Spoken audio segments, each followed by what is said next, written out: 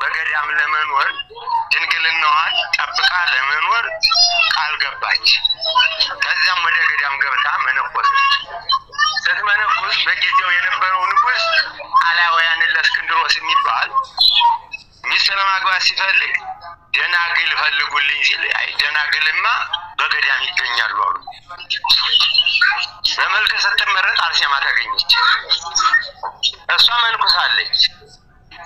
አሁን የነገር ንጉሱ ሊያገባሽ አይቶሻል ስትባል ተገዳም ወጥቼ መሸሽ አለብኝ ብላ 7 ሴቶች አንደኛው ወንድ ነው ይላል ገድሏን ስታነቡ ታገኙታላችሁ። ተሰደደች። ስትሰደድ እነሱ ታንቻ አንለይም ብለው ሲሰደዱ ከዚያ እናቷ ተያዙ። ልጅሽን አንቺ ተብለው ሲያዙን ያላቀም ገዳም ነች አሉ። ገዳም ስትበለቅ ጠፋች። ያለሽበትን ታውቂያለሽ ተብለው እናትየዋ 40 ተገረፉ በልጃቸው ማለት ነው። ከዛ ምን ይሻላል አለች ልጅቷ እናቷ። እንግዲህ ተገረፍ ያለው ግርፍ ያይቤት ይመለስም ወደ ፊትሽ በርሻሏል። አው ጥሩናት አባትም እንደዚህ ነው። ሆሎ መቼም መንግስትና ተዝገር አይመለጥም ይላሉ አንዳንድ አባቶች። ግን መንግስት ወለደውን ጊዜ ወለደውን መስላሃት ነው ይላል ወንጀላችን። አው መንግስት ይሄን ብሏል ብለን ያን መከተል የለብንም። ሃይማኖትና መንግስት አይገባባ ተብለናል ብለንም አናደርግም። አው ሃይማኖትና ጊዜያዊ ይለያያል። ስለዚህ አርሴማ እናቷ በርቺ ሲሏት አው ጫካ ለጫካ ስትል ተያዘች። ብዙ መካሪ ብዙ አፈጾም አለ የተመንግስት አንቺ ምን ኮሰናስ ምን ያደርግልሻል? ምን ትወኛለሽ? አሽከር ተከትሮልሽ ምን ተብሎልሽ በተድላ ብትኖር ይሻልሻል። ይሄ ምድራዊ ነው የሚሰማው ከድላ ነው የምፈልገው አለች። ይሄ ነገር የሚያልቅ ነው ስትል በኋላ አይሆንም ማለች። ምን አባቷ እንግዲህ ብሎ አንድ አይኗን አስወለቀ። አንድ አይኗን አስወልቋት በዚህም አልተዋትም። እንደገና ደግሞ እህት ነበረችውና እህቱና አማከራት እንደው ቆጨኛ አይኗን ማውለቂ አሁንም መልኩ አምሮኛል ላግባታል። መልካት ቦታ አገባለች እንግዲህ ታዲያ ምን እናድርግ? አንገቷን ትቆረጥ። ጡቷን አስቆረጣት። ጡቷ ሲቆረጥ ግን ወተት ነው የወጣው። በመጨረሻ አንገቷን ተቆረጠች ማለት እና ይሄን ክር እንደው ዝም ብሎ አልጋ ባልጋ ያገኘችው አይደለም። አሁን ለየልጅ ይሄን ድግስ ባሁኑ ጊዜ ታውቁታላችሁ። እንደና አርሴማ አንገት መቆረጥ ነው ድግሱ ማቅረብ። 1 ኪሎ እህል ስንት ነው?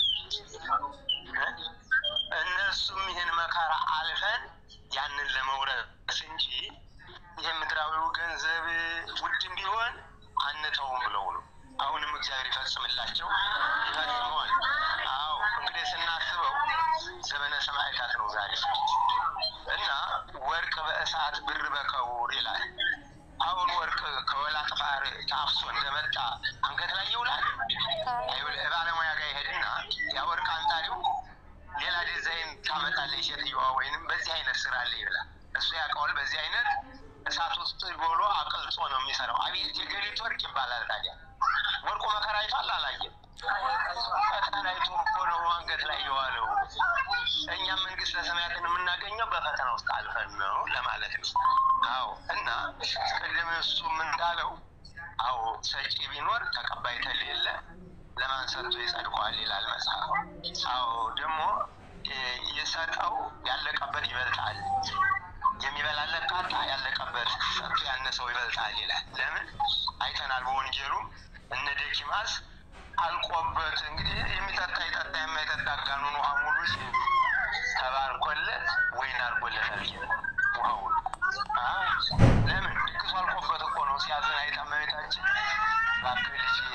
ሰው አዝኗል አለ። እንግዲህ ውሃ እያመጣችሁ ሙሉና የሚመጣ ሰው የሚጠማው ይጠጣ፣ ያልጠማው ታጥቦበት ይሄድ። ቀላው አልቋል አለ። ያ ሲሞላ ወይን አደረገለት እግዚአብሔር። ለምን? በቀን ተነሳ እግዚአብሔር ያሟላዋል። እና ለዚህ የተራዱትን በውጭም ያሉትን በሀገርም ያሉትን እግዚአብሔር ይርዳል። ለነፍስ ያድርግልን። ለኃጢአት መደምሰሻ ለመንግስተ ሰማያት መውረሻ፣ ለዲያብሎስ ጅል መንሻ ለመንግስተ ሰማያት መውረሻ ያድርግልን። እናንተም ጉልበታችሁን ይባርክላችሁ፣ ለእናንተም ተተኪ ይዘዝላችሁ። አዎ የሙዝ ዘር ሙዝ ነው፣ የአጋም ዘር አጋም ነው፣ የቀጋ ዘር ቀጋ ነው። ሹሃም ዛፋውን ሙዝ ሁን የሚሉት አይሆንም። የደግ ሰውም ሰርግ ደግ ነው። እነኚህ ልጆች ከጥንት እግዚአብሔር አነሳስቷቸው እንጂ ዛሬ ማንና ማናዞ ይደግፍ ይለዋል። ይሄ እኮ በፈቃድ የሚሰራ ነው፣ ታዞ የሚሰራ አይደለም። እና እግዚአብሔር ደግሞ አሁን ንፋስ ሲነፍስ ዛፉን ሲያወዛውዘው አቤት የንፋስ ትልቅ ሆነ፣ በዛ ንፋሱ ኃይለኛ ንፋስ ነፈሰ እንላለን። ንፋሱ ግን ይታያል? ምን አይነት ነው መልኩ? መንፈስ ቅዱስም እንደ ንፋስ አይታይም፣ ግን እንደዚህ ደግ ሲያሰራ ይታያል ማለት ነው። አዎ መንፈስ ቅዱስ ያረዳው ሰው ይህን ስራ ሊሰራው አይችልም። የሚያነሳሳ መንፈስ ቅዱስ ነው። አሁን መንፈስ ቅዱስ ነው ያረቀብን። ሀገራችንን ሰላም ያርግልን። አዎ ወያድጋ ለሀገር ይላል። ለሀገር የማይጸልይ የሞተ ነው ይላል። ሀገር ሲኖር ነው እኮ ወዲያም ወዲህም እንደዚህም ደግሶ ተረጋግቶ መብላት ሀገር ሲኖር ነው።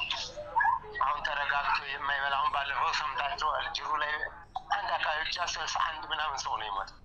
ያ በላይ ሁሉ በሀዘን ነው ያለው። ይህች አዲስ አበባ ነው የተከባ የቀረችው። እቺ ደግሞ ኢትዮጵያ ማለት አዲስ አበባ ነው።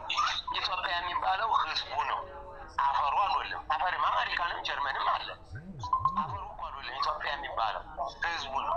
ይህን ህዝቡ ኢትዮጵያ እየተጎዳኝ ነው፣ እየተመረቀኝ ነው ያለች፣ በጉጀት ላይ ነች። እና እንጸልይ፣ እግዚአብሔር ይቀይራል። የእንዳርሴማ እኮ ተቀይሮ ይኸው ለዘለዓለም የማያልቅ ዘመን የማይቆጠርበት መንግስተ ሰማያትን ወርሰው ደግሞ ለእኛ እየጸለዩ በእነሱ ቃል ኪዳን እኛም እንድንገባ አድርጎናል ማለት ነው። ለምንድን ነው ለጻድቃን ክብር የሰጠ? እነሱ ጋር አግኝተዋል ክብራቸው። ለምን እኛ እንደነሱ ማንሰራው? እንደሱ ያልደከምነው የእነሱን ክብር እናገኝ። የእሱ ቸርነት ነው፣ ቸርነቱ ሰፊ ነው። እና እግዚአብሔር ይስጥልን ነው የመጨረሻ። እንግዲህ እንደሰጣችሁን ይስጣችሁ፣ እድሜ ይስጣችሁ። እድሜ ለነፍሳ ዘመን ለፍሳ አይንፈገን። ሀገራችንን ይጠብቅልን፣ ሰላም ያሳደረ በሰላም ያውለን። ዝክረ አብ ዝክረ ወልድ ዝክረ መንፈስ ቅዱስ ያድርግልን። በርቱ ያጽናን፣ መንፈስ ቅዱስን ያርቅብን። አቡነ ዘበሰማያት ይባል። አቡነ ዘበሰማያት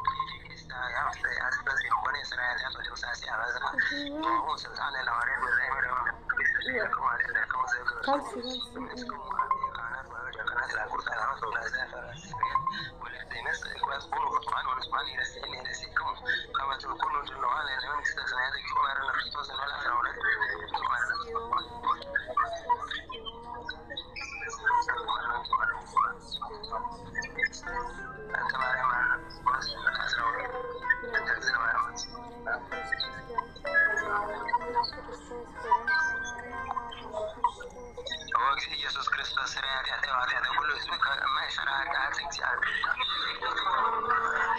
ምትመርቁ ካለ መርቃት አይገርም።